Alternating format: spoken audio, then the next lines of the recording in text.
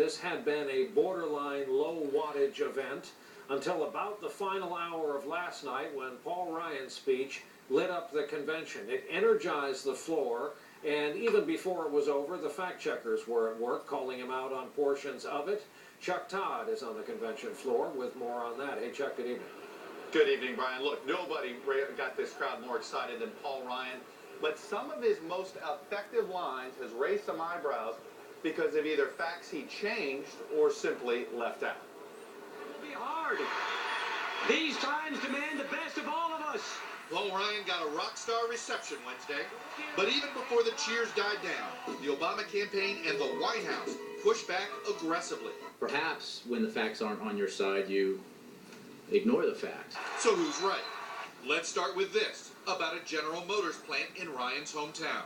Right there at that plant, candidate Obama said, "I believe that if our government is there to support you, this plant will be here for another 100 years. As it turned out, that plant didn't last another year.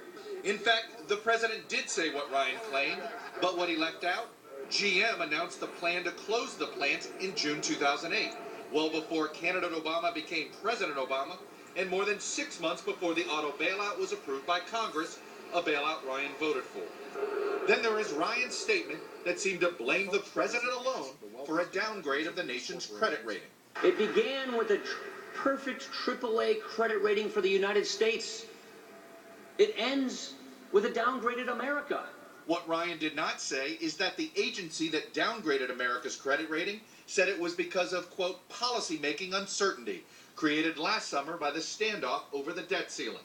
That political standoff was initiated not by the president, but by House Republicans, who repeatedly refused to raise the debt limit without corresponding spending cuts. Then there was this charge on the Bowles-Simpson Deficit Reduction Panel. He created a new bipartisan debt commission. They came back with an urgent report. He thanked them, sent them on their way, and then did exactly nothing. In fact, Ryan's claim that the president did not endorse the findings is true.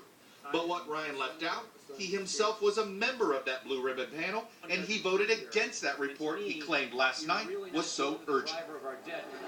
Brian, the challenge for voters is to listen to, well, what's not being said, because while these politicians and Paul Ryan last night, what he said many times was technically factual, by what he left out actually distorted the actual truth.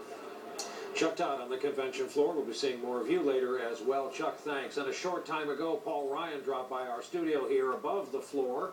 He talked some more about his speech to the group last night. A lot of your speech was devoted to leadership.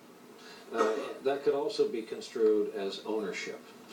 Are you prepared to leave this gathering and own the fact that the platform of this party allows a woman who has been raped, no exception, but to carry that child to term? Well, I think the platform is silent on that particular issue. Mitt Romney has a position on this. The President of the United States sets the policy.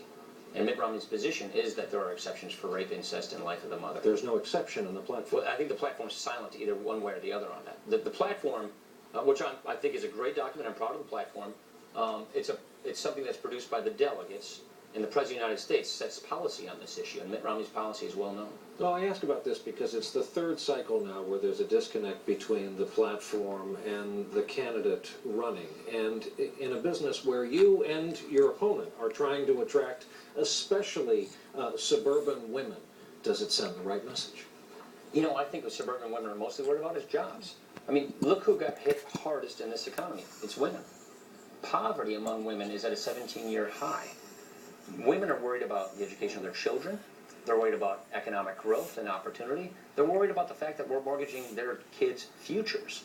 So that's what most women are asking us about. On the GM plant. I know the plant is a big deal. Famously, however, Mitt Romney, the son of Detroit, had a choice and said that he disagreed with efforts to prop up the domestic auto industry.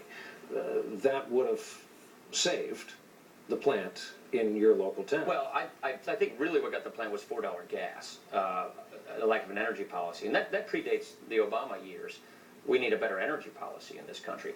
But what Mitt Romney has said is, He didn't say no support for Detroit. He said that Detroit should go through a managed bankruptcy, and on the back end of that bankruptcy, after a restructuring, then they should get support. But there was no money for restructuring. There was no managed bank in the realm of the policy. Well, we had a political bankruptcy.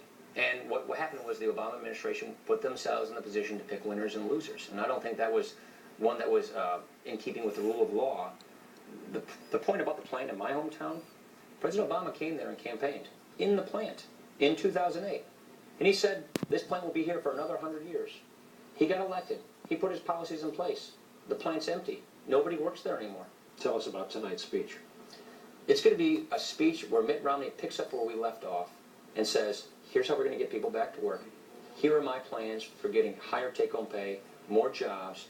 We got to get this debt under control. It's going to take leadership. It's going to take an executive leadership, and he has this kind of skills. It's also going to be a speech where people get to know the man, Mitt Romney, better. I wish people had the opportunity to meet him like I know him, because I really believe they'll see the qualities, the decency, the goodness in this person.